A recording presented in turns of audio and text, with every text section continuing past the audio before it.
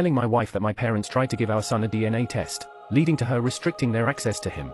My parents were by having a visit. My mother insisted on putting him to bed while my father and I were having a couple of beers. About 15 minutes after she left the room with him, I said I was going to go check on her, but my father was oddly insistent that I not. I knew something was up, so I walked into her putting the swab into a little plastic container. I knew exactly what it was. My mother was shocked when I walked in and whispered that I should in no circumstances tell my wife, who was sleeping in another room. I said okay. Then my mother made me promise, and I promised. They went home a few minutes later. When my wife woke up, the first thing I did was tell her, because there's no way I'm going to let something like that slide. She was horrified. I completely agreed with her sentiment and promised I had absolutely no doubt in my mind about the paternity of our second son. Then she said she really didn't want to let them see the baby, to which I agreed.